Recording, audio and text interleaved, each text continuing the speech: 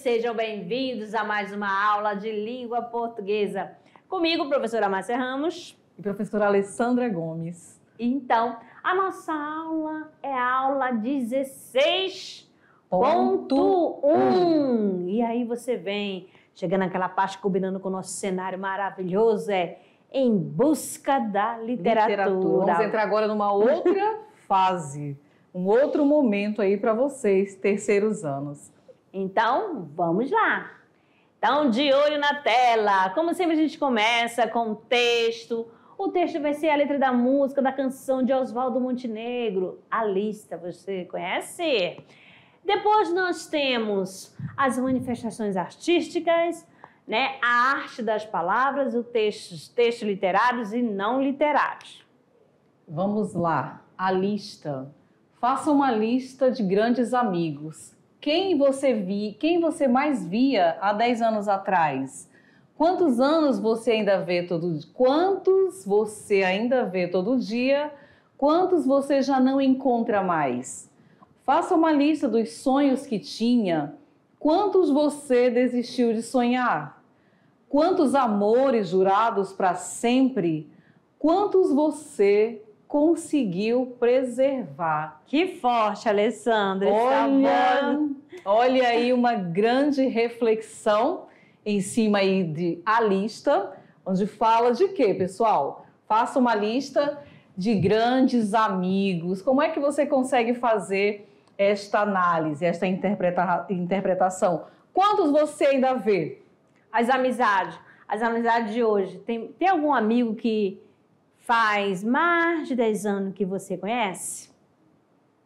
Que permanece com você? Ou tem aquele amigo que partiu para uma outra cidade, mas você tem boas lembranças? E os seus sonhos? Fala de sonhos, fala de amigos, quem você ainda vê todo dia. E aí, pessoal, é sempre uma grande reflexão.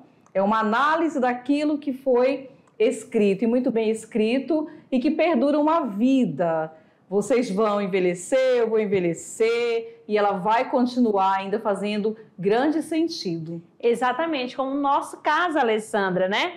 Olha, a nossa amizade, gente, se eu contar para vocês, vai entregar a nossa idade. É uma longa história, e é verdade, cabe muito bem aqui. Faça uma lista de grandes amigos. É isso aí. Vamos lá para o nosso tom de conversa. Vamos voltar lá. De olho na tela. Nós temos aqui, qual é a temática do trecho da música de Oswaldo Montenegro?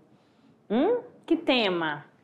Conseguiram pensar aí com o seu colega, com o professor? Olha lá. É uma obra que convida à introspecção, a passagem do tempo e as mudanças que ela traz para a vida pessoal de cada um.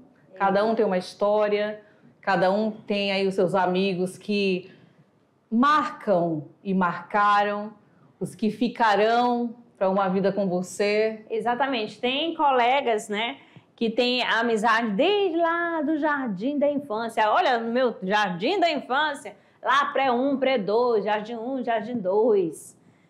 Então, da educação infantil. Sobre o autor, Oswaldo Viveiros Montenegro, nasceu em 15 de março de 1956, no Grajaú, Rio de Janeiro. Filho mais velho de 4 irmãos. Sempre adorou ler e devorava coleções de Júlio Verne, Monteiro Lobato, Malba Tauan. Isso, e vamos que aí. Vamos. Lindo, lindo. Então, aqui em Busca da Literatura, nossa árvore do conhecimento, tudo a ver com essa imagem. Em busca da literatura, em busca de leitura, Madinha, de interpretação, os textos literários, os textos não literários. Vamos que vamos. Manifestações artísticas. A arte literária, ela está relacionada com a leitura de textos verbais. Por isso, ela é considerada como sendo a arte construída pelas palavras. Olha aqui a imagem, né? Nós temos a nossa árvore do conhecimento, né? Porque tanto que você vê que lá tem uma imagem que um livro vai soltando as páginas, vão voando, né? Vão criando asas.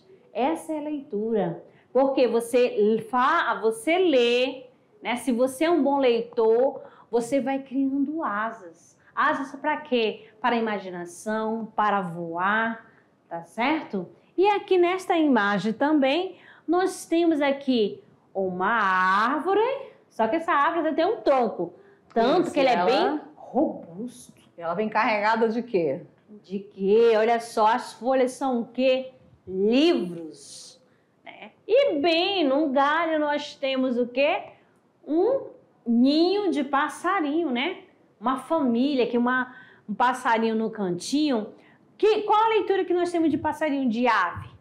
Sensação de liberdade, né? Voar, liberdade. E a escrita, a leitura, ela nos proporciona essa sensação de liberdade, de voar, de ir mais além, saindo do seu lugar através da leitura. Por isso que vem dizendo aqui pra gente, a arte literária está relacionada com a leitura de textos verbais. E é uma arte realmente. Você lê, você constrói pensamentos, argumentos, e aí você vai embora para qualquer lugar através da leitura. Então, literatura é a expressão máxima da cultura de um povo. O seu conceito está intimamente ligado à palavra escrita, já que a condição essencial para que haja uma obra literária é a existência de texto escrito que nos permita conhecê-la pela leitura. Certinho? Aqui, ó, outra imagem para você. E através dessa imagem, o que você encontra? Várias situações. Carta, animais, casa, bola. Então, através da tua leitura, porque se você não lê, como é que vai ficar o teu pensamento? E você fica mais criativo, tá? Usa a imaginação. Ó, uma hora, eu tô lendo um conto de fadas, você sonha com o seu príncipe encantado. Os romances. Os romances, dependendo da história. Ou uma hora de terror, tá certo? Aí dá aquela sensação, medo. Mas você viaja sem sair do lugar, não é assim? Às vezes a pessoa nunca viajou, nunca foi conhecer outra cidade, mas através da leitura sabe muito mais.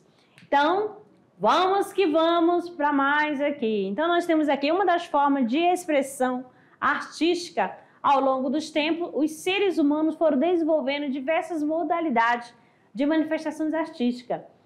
Manifestação artística como objetivo de reconstruir ou construir os mundos, né? Pode ser real, imaginário, psicológico, ficcional e resguardar memória. Qual a história, qual o livro que ficou marcado na sua memória? Quais as lembranças que você traz lá do período que você fez o ensino fundamental ou num período que você estava na educação infantil? Ó, lembro muito bem no período que eu estava lá no meu pré-escolar, lá no meu jardim de infância, que é assim que era chamado. A professora lia a história dos no caso do Três Porquinhos, o Patinho Feio. E a lembrança que ficou, vamos dizer, memórias afetivas, não é isso que a gente memórias afetivas. O livro era todo decorado. Eu não sabia ler naquele tempo, mas eu folheava. Ele tinha a folha capa dura. E isso ficou na memória. Às vezes, assim, quando a gente compra para o filho da gente, quando tá começando essa questão de que tudo coloca na boca, vai na banheira, o livro lá de plástico, material que pode ser jogado. Nós temos as fábulas também. Uhum. Quem nunca ouviu a fábula da cigarra e da formiga? Além de vir ilustrada, ela ainda nos deixa uma lição. Exato. Um ensinamento. Então, a literatura, ela está muito voltada para aquilo que você lê. É a sua leitura de mundo, é a sua leitura do universo, é a leitura de tudo aquilo que faz parte do nosso cotidiano. Então, a língua portuguesa, ela é maravilhosa.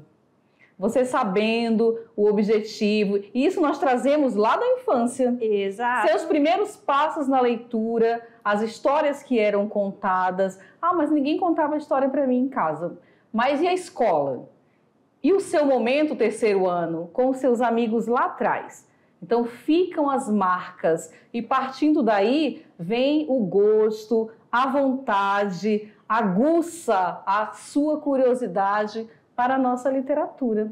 Exatamente, até as lendas, os casos, naquele momento, gente, faltou energia elétrica. Aí, opa, vamos ali pro terreiro, né? Vamos lá pro quintal. Um vai contando história, ainda mais quando falta a energia elétrica. O que acontece? Aí vai começar só história de terror. Eu era uma que saía de fininho, que não gosto muito. Cada um vai contar um caos e tem aqueles que aumentam também. Mas ali está acontecendo a leitura, a troca de conhecimento, percebem? Então, além da questão da leitura, nós também vamos encontrar, né, essa questão da memórias afetivas através da música, através de uma pintura, tá certo? De algumas imagens em geral. Um local, aquela paisagem que nos traz uma lembrança, que nos traz uma mensagem. Então, quando você fala em literatura, alguém pode pensar, poxa, mas é só ler, decorar? Decorar? Não, são vivências. E aí essas vivências você vai encaixar com as escolas literárias, que nós veremos também. Vocês já viram, primeiro e segundo ano, mas aí vem aquela revisão no terceiro ano. Tudo bem? Você já vai começar a identificar, opa, essa escultura de tal escola, de tal pintor, autor, vai saber, lendo a obra, já vai encaixando qual é o período, qual é o estilo literário de cada um. Beleza? Então vamos dando sequência aqui, de olho na tela. Então nós temos aqui, né, o seguinte, né, através de jogos de vídeo, literatura, palavras, história em quadrinho, a arte cênica, cinema, fotografia. Então, tudo relacionado à questão, né, da questão artística, né, movimentos artísticos. Exatamente. E hoje nós temos muito as histórias em quadrinhos, que são as famosas HQs. Vocês já podem ler romances através das HQs. Já tiveram acesso? Já pesquisaram sobre? Já viram? Então, nós temos também, por exemplo, Iracema, eu tenho em HQ. E aí são várias obras que vocês podem também... O Alienista, fica mais fácil a leitura, você está vendo ali as imagens. Aí você vai... É uma forma de você desenvolver o teu gosto pela leitura, certo? Então, nós temos aqui a literatura, a arte das palavras. A arte da palavra está relacionada com a leitura e análise de textos verbais. E, por isso, é considerada como sendo a arte construída pelas palavras. A leitura de textos ficcionais ou não provoca diferentes efeitos de sentido nos leitores ouvintes e permite sair do mundo real e alcançar o mundo da imaginação, como já foi dito antes. Literatura na música, nós temos bastante, vocês já encontraram? Quando você escuta determinada letra, você consegue visualizar, você consegue sentir a arte ali presente? Por exemplo, viver e não ter a vergonha de ser feliz. Cantar e cantar e cantar a beleza de ser um eterno aprendiz. Então, nós temos aqui, né, um trecho da música de Gonzaguinha. Numa aula anterior, falamos do seu pai, né, que cantava Asa Branca, o rei do Baião, e agora Gonzaguinha, né? Vamos lá só um pouquinho. Olha só, não adianta levantar, não é para cantar não, nem adianta me contratar. Viver e não ter a vergonha de ser feliz. Cantar e cantar e cantar a beleza de ser um eterno aprendiz. Tá bom! Olha só, gostaram, né? Fazendo uma análise aqui, você consegue ver a arte através dessa leitura quando é dito viver e não ter a vergonha de ser feliz. Você consegue? É possível? O que você encontra aí? Ela cabe no seu cotidiano? Ela faz parte? Aí a gente tem que parar e pensar. né? Ela encaixa. O que você nos diz daí?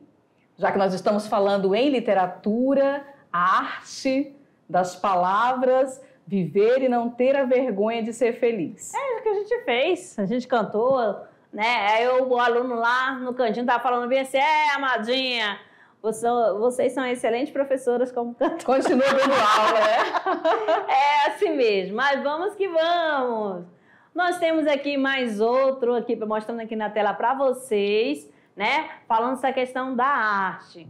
Literatura nas histórias em quadrinho. Aqui, ó, ainda há pouco falamos sobre os romances, né? Nem histórias em quadrinhos. Temos aqui o Cortiço, tá certo? Olha só, mostrando, fazendo uso da linguagem verbal e não verbal. E você vê que, desta forma, também prende a atenção do aluno, né? Quando nós não temos história em quadrinhos, a gente vai usando a nossa imaginação. Não é isso? E aí ela torna-se muito mais atrativa. Vocês concordam? Olha, eu tenho aqui o Cortiço. Por que o Cortiço? Aí você vê a imagem, já dá para você fazer uma análise. Aí você vem para o livro. Cada história, cada quadro, você consegue transportar o teu pensamento para aquela época. Então, este é o objetivo. Hoje, nós vivemos assim a era da tecnologia, então precisamos de uma forma ou de outra, terceiro ano, atrair a atenção dos senhores. E vejam a diferença, você lê aqueles livros bem antigamente, eu não sei, eu acho que eu devo ter outros clássicos. Hoje existe uma nova roupagem para a sua leitura. E aí, seguindo, né? A essência da arte literária, ela está nas palavras, em seus potenciais sonoros, sintáticos e semânticos, estabelecendo interlocução entre os autores e os leitores, que somos nós. Exato. Textos literários e não literários. Olha só. O texto literário tem um cuidado com a seleção de palavras na busca pela expressão da criatividade, ou seja, propõe uma nova maneira de ver o mundo. O que vocês acham? Vocês concordam com essa ideia? Ele te traz uma nova maneira? Oi, gatinha, que legal estarmos juntos outra vez aqui no MSN. Já ouviram falar do MSN? Para te chamarmos, eu sou loira de olhos verdes, 1,90 de altura, enfim, excelente aparência. Isso, ele está escrevendo. Olha aí, né? ele está aí através de uma tela. Teclando, né? Façamos a análise aqui. O que dá para a gente perceber e extrair de informação aqui dessa linguagem híbrida? Digam aí, 1, 2, 3. Ele está vendendo aqui o seu peixe, né? Em outras palavras. Mas será que esse peixe vendido, ele realmente condiz aqui com a imagem do futuro pretendente? O que você diz? Lembra também aquela questão de filtro, hein? Exatamente, os filtros que modificam toda uma imagem. Texto não literário, uma linguagem denotativa, tendência para a objetividade, predomínio da função informativa, significante como mero suporte do significado, o respeito pela norma linguística, finalidade utilitária e uma relação de correspondência com o real. Então aqui são características do texto não literário. Exato. Onde você vai encontrar o texto não literário, né? No caso, em artigo de opinião, tá certo? Vamos estar lá em texto jornalístico e assim por diante. E aí nós temos o nosso texto literário. Então, quais são as características que compõem esse texto literário? Terceiro ano, é uma linguagem conotativa, que é a linguagem figurada. Tendência para a subjetividade, a função expressiva, emotiva. Isso. O predomínio da função poética. Só em você observar essa função poética, você já sabe que ele virá carregado de quê? Eu vou trabalhar as rimas, eu vou trabalhar a sonoridade, eu vou trabalhar a estrutura. Significante assume valor expressivo. Desvio relativamente à norma linguística. E a relação de verossimilhança com o real. Então, vamos que vamos. O texto não literário demonstra ao leitor a realidade sempre da mesma forma, né? Em que ela se mostra para nós, sem que tenha um toque do autor. No caso, a redação do Enem deve ser, né, classificada como um texto não literário. Além da redação do Enem, está aqui, estão aqui, nesta imagem você já percebe. O que nós temos aqui? Na revista é um texto não literário, na parte, porque está fazendo uso da função referencial, a função, no caso, denotativa, a informativa. Não vai estar presente no texto não literário as figuras de linguagem, porque onde que é utilizada esses recursos expressivos, né? Quando eu tenho a função poética, como agora ainda há pouco a professora falou, e quando você pega um soneto, aí você fala, a linguagem é literária ou não literária? E aí você vai ter as características de um texto não literário. Por exemplo, relembrando a questão do soneto, vocês lembram? Quando é que eu sei o que é um soneto? Como é que eu identifico? Como é a composição do soneto? Aí você vai lembrar, vamos lá, o soneto de Camões, lá os escritores, né, parnasianos faziam uso de quê? De soneto. Por que era soneto, né? Porque ali é um poema com 14 Isso, versos. Vocês lembram? Eu perguntava para vocês. Quantos versos eu tenho em um soneto? Quantos versos? São 14, ok. Mas de que forma que esse soneto está distribuído? É de uma vez só? Ele possui estrofe? Ou estrofes? E quantas?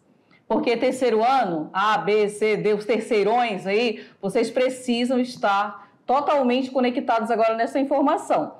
Então, o soneto, ele vem composto de 14 versos, distribuídos de quais maneiras? Então, nós temos lá, vamos relembrar aqui. Lá tinha o de Vinícius de Moraes, né? Soneto de quê? Soneto de felicidade, soneto de fidelidade. Então, são dois o quê? Quartetos. São duas estrofes com 4 versos e 2 tercetos. O que é isso, amadinha? O que é um terceto? Duas estrofes com 3 versos. Isso. E aí, só para lembrar também, alguém poderia perguntar, professora, ele precisa estar primeiro o quarteto, depois o terceto? Não.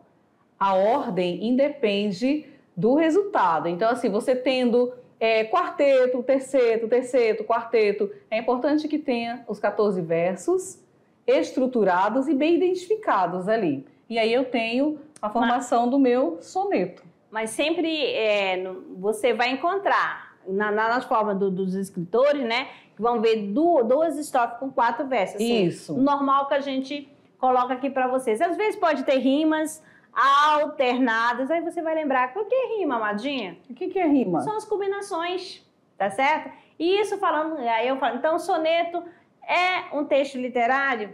É um texto literário. Faz uso dos recursos expressivos? Sim, porque lá o autor, né, o poeta, ele vai fazer o quê? Ele vai usar as figuras de linguagem. Tá? Até mesmo porque através delas ele vai expressar o seu sentimento. Sentimento. Por exemplo, se nós colocássemos um texto agora para os senhores identificar terceiro ano, que já passou por todas as escolas literárias, e aí nós vamos começar agora a questão da Semana de Arte Moderna, mais para frente, modernismo, mas vocês já viram realismo, já viram romantismo, aí colocássemos um texto, faça a diferença, encontre a diferença entre romantismo e o realismo. Como vocês já viram, então seria fácil identificar o terceirão que está aí fixado no Enem, lendo bastante, estudando bastante, quais características definem um texto aí do romantismo? Minha terra tem palmeira, onde canta o sabiá. Lembra? As aves que aqui gojeiam, não gojeiam como lá.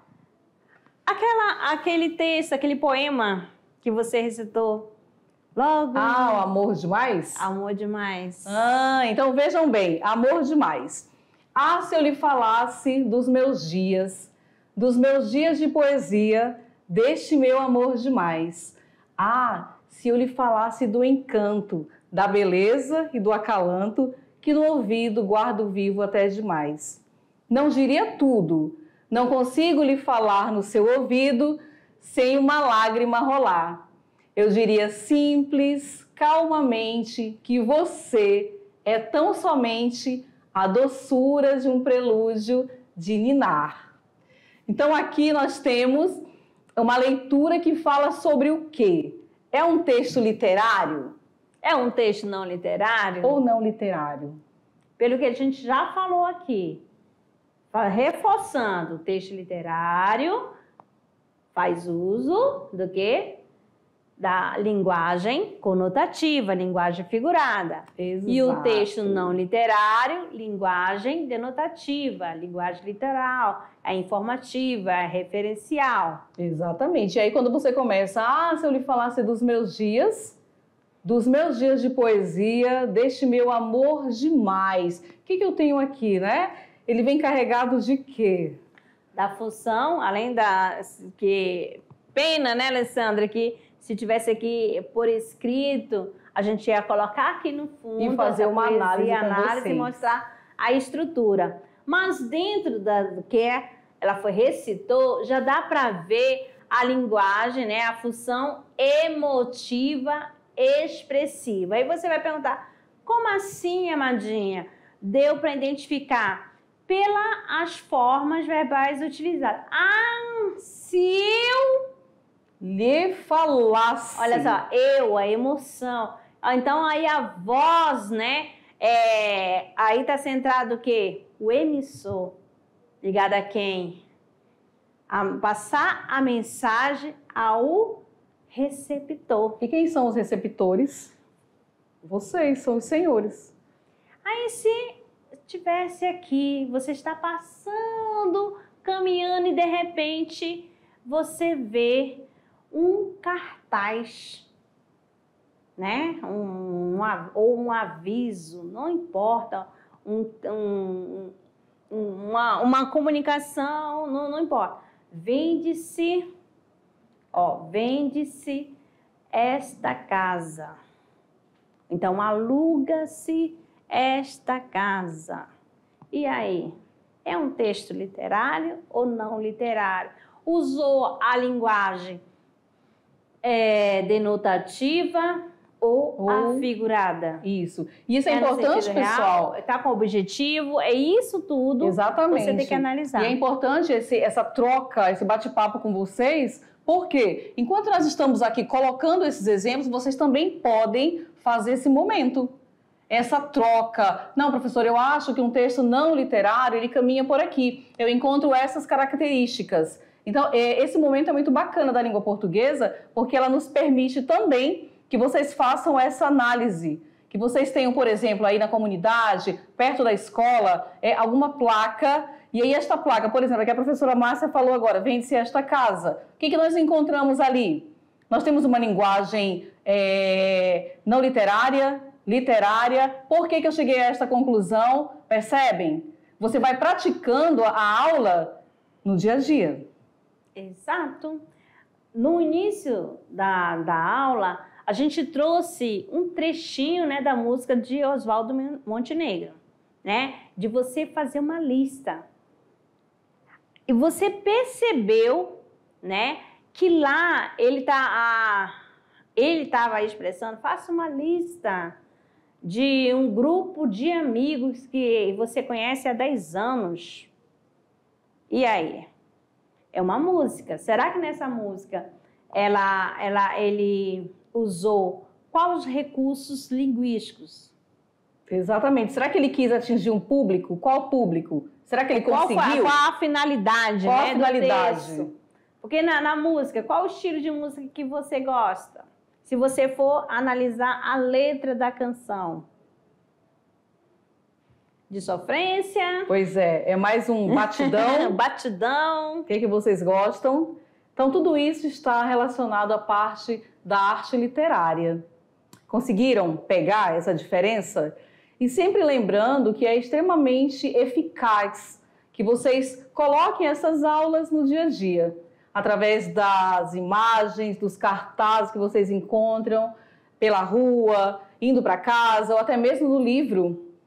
Você identifica aquela imagem, olha, isso aqui vai... é do jeito que a professora falou, vem mostrando aqui a diferença entre um e outro, a questão da linguagem conotativa, denotativa, aquele texto carregado de sentimentalismo, ou é um texto mais direto, mais claro, mais formal? Falando da questão do sentimentalismo, Alessandra, a gente pode também encontrar essa questão dos recursos linguísticos também nas imagens.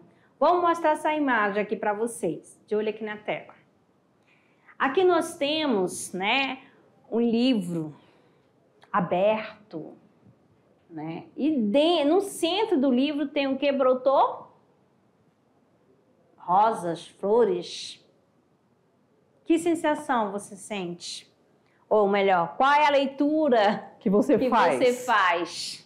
Porque a gente sente, mexe com nossos órgãos dos sentidos, não é isso?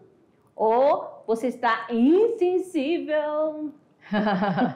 É possível fazer, extrair daqui toda uma história. O que você consegue identificar aí? Ou é simplesmente um livro aberto com flores em cima? Aqui eu tenho uma imagem conotativa ou denotativa. Tcharam! Fumaças, né, Márcia? Fumacinha na cabeça? Fumaças. Não pode. Não tem fumaça. Lembrando que a arte literária é a arte nas palavras. E também nas imagens. Mais literária porque tem as palavras, mas a gente pode usar uma imagem e extrair as palavras que elas transmitem. Vamos? Que sensação, Alessandra, você sente aqui? Uma sensação de leveza. Tranquilidade. Que a minha leitura, partindo daqui, ela vai abrir o meu horizonte, vai me deixar mais calma. Vai florir ideias. Então percebam que a imagem, ela não é colocada à toa. Ela vai despertar para um determinado assunto. E mesmo estando, você está no chão, o livro está aberto, mesmo assim brotou, né? E floriu. Então, é assim que são as palavras, brotam nas nossas vidas e vai o quê? Construindo, né? Mudando a direção, você vai encontrar, você que escolhe o seu caminho, você fica mais seguro para decidir algo. Isso tudo, amado, é para você tornar um bom leitor. Não importa qual literatura, qual o estilo que você gosta, tá bom? Eu tenho vários exemplos de estudantes que gostam dos mangás. Vocês conhecem os mangás? Eles começam a escrever as histórias, as narrativas sobre os mangás. Então, como a professora Márcia colocou, não importa, professora, eu sou obrigada a gostar somente dos clássicos para que eu tenha uma boa escrita. Não, a ideia não é essa. É que você realmente desperte para a leitura encontrando o seu caminho. Às vezes eu estou aqui sentado na minha cadeira fazendo o meu exercício, aí do nada surge uma ideia, eu começo a fazer uma poesia. E aí eu pego essa poesia, eu já presenciei muito isso. O menino está lá quieto, sentado, e aí ele começa a escrever. Professor, eu já terminei a minha atividade. E ele vai escrevendo. Isso aí, pessoal, é a prática da escrita e da tua imaginação. Aí, normalmente, ele oferece para uma colega ou leva até o professor. Professor, hoje eu fiz uma poesia para a senhora ou para o senhor. E aí você começa a despertar a tua escrita. A literatura, que nós vamos tanto falar a partir de agora, precisa desse carinho, desse cuidado, de você realmente se permitir, porque é muito bom. Nós vamos ter aí várias formas, vamos permear vários caminhos dentro da literatura. Exatamente, não esquecendo que o texto literário Ó, linguagem subjetiva, o texto não literário, linguagem objetiva. Exatamente. Então, amados, ficamos por aqui e daqui a pouco a gente volta para o nosso momento de revisão. Tchau, pessoal.